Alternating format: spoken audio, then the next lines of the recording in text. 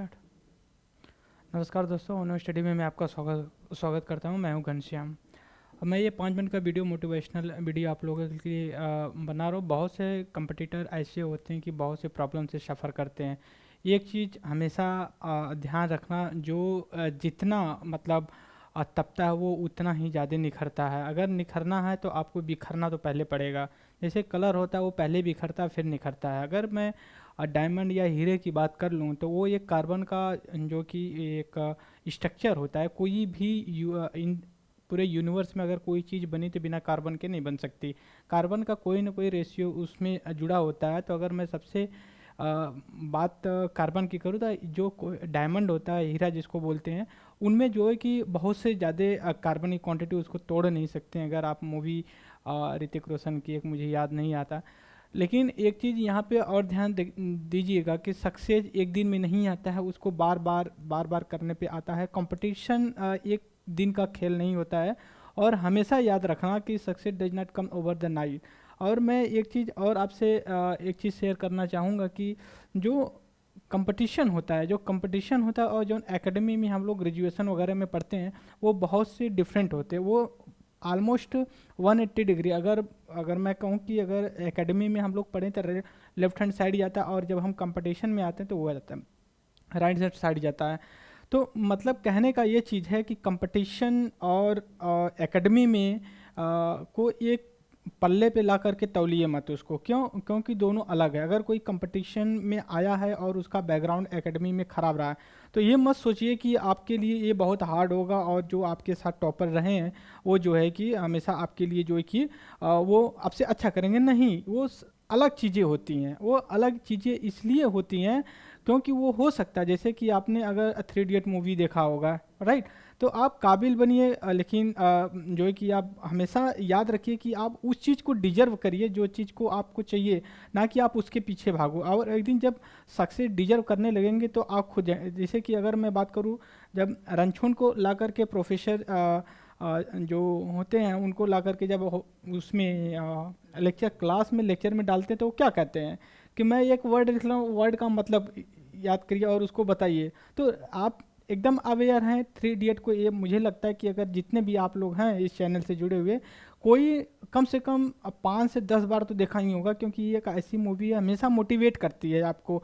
तो हमेशा याद रखना कि अगर आप रट्टा मार के कॉलेज और ग्रेजुएशन या फिर +2 में अगर 70-75% लेके चले, मैं एक एग्जांपल बता रहा हूँ, मैं उस बोर्ड या स्टेट का नाम नहीं बता रहा हूँ।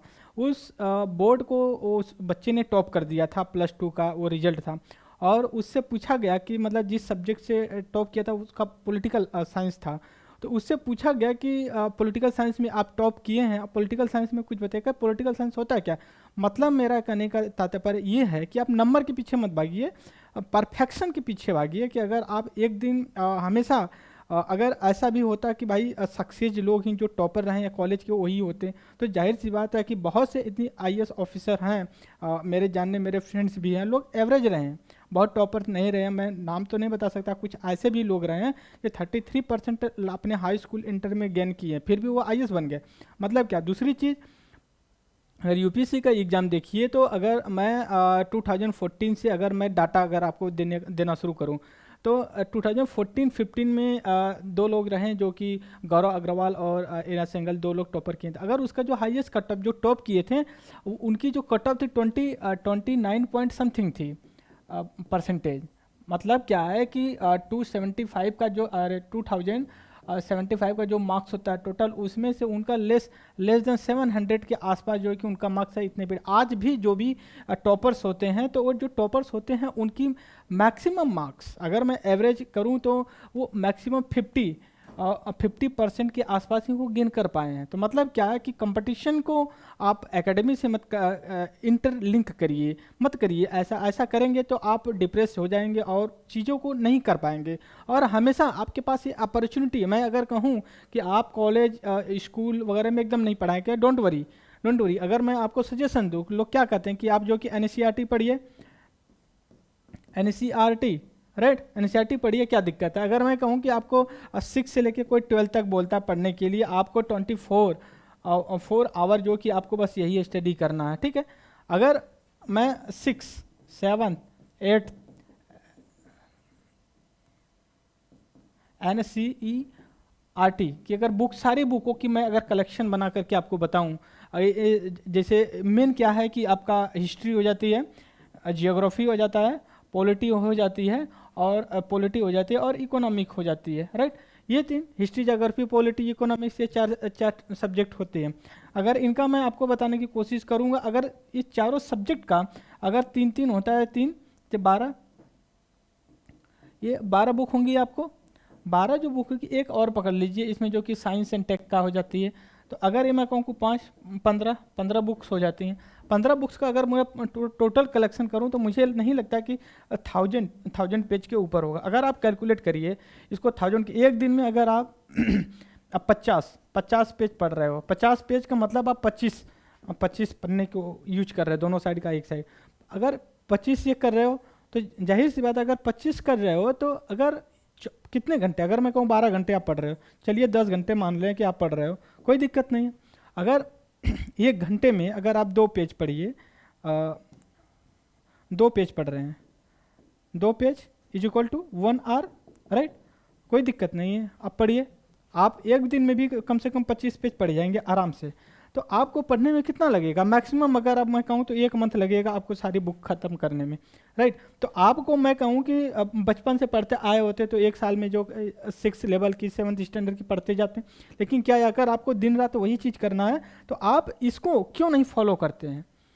आप अपने आप को कहिए कि मैं जी, अगर आपको शर्म आती है कि नहीं मैं 6 स्टैंडर्ड या 7th की जो बुक उठा करके पढ़ूंगा तो लोग देखेंगे तो कहेंगे देखो बच्चों की, आपको शर्म आने की, अगर 5 साल, अगर मैं कहूँ कि आप अपने जीवन का 60 साल अगर सोचें कि नहीं मैं सीना चौड़ा कर करके जो कि समाज में ना हो, तो आप 6 महीने क्यों नहीं, आप पूरे बेशर्मी के साथ एक रूम में बंद होकर के क्यों नहीं पढ़ रहे हैं। आप 6 महीने पढ़ लीजिए आप NCERT को, जो मैं ये आपको रिकमेंडेड कर रहा हूँ, कितना 6-7-8, बस इतनी पढ़ लीजिए 6 महीने, और आप खुद अपने आप को कैलकुलेट करेंगे। जब न्यूज़पेपर पढ़ेंगे या फिर न्यूज़ चैनल देखेंगे तो सारी चीज़ें आपको ऑटोमेटिक समझ में आ जाएंगी कि ये क्या। एक बात और देखिएगा, जो कोड याद होता है, मैं उसकी एक छोटी सी लाइन याद करूँगा, बताने की कोशिश करूँगा। टाटा, बिरला, अंबानी, इनको किसी ने नहीं बनाया, ये खुद बने हैं। अगर ये आप कहिए कि ये एक डायलॉग में मुझे याद आता है कि अक्षय कुमार की जो मूवी होती है जानवर, बहुत पुरानी मूवी आप लोग देखे होंगे, उसमें कहता है कि जो बादशाह है वो उधार की किस्मत लेके नहीं पैदा हुआ है, वो खुद बनाया है अपनी किस्मत। तो आप कोई कहे कि नहीं आपकी किस्मत लक, ऐसा नहीं, कंपटीशन में ऐसा कतई नहीं होता है कि आपका तुक्का लग जाए, लक लग जाए। अगर सपोज मैं कहूँ कि 3 लेयर में जो कि ये एग्ज़ाम होता है, 3 लेयर में बहुत से एग्ज़ाम होते हैं, जैसे मैं PCS की बात करूँ, PCS जो स्टेट का होता है, स्टेट PCS का, नो डाउट आप क्या करिए कि आप 6-7 स्टैंडर्ड की बुक ले करके एक बार उसको, जो प्रीवियस ईयर क्वेश्चन पेपर है उसको जो कि सॉल्व करके देखिए, आप ऑटोमेटिक आपको क्या क्वेश्चंस आते हैं। अगर मैं कहूँ कि जो क्वेश्चंस आता, मैं आप अपने अड़ोस पड़ोस में जो लोग हैं आपसे अच्छे, उनसे पूछेगा, अगर ज्योग्राफी के वो स्टूडेंट रहे हैं तो ज्योग्राफी से उनसे ये पूछ लीजिएगा, atmospheric composition, right, atmospheric composition या फिर एटमॉस्फेयर में किस तरह की गैसेस वगैरह होती हैं, शायद ही वो बता पाएंगे। इसलिए मैं आपको कह रहा हूँ कि आप 6 महीने प्रॉपर तरीके से फॉलो करिए। तो बस मैं आप अपना ये लेक्चर यहीं पे रहूँगा। Thank you very much the discussion.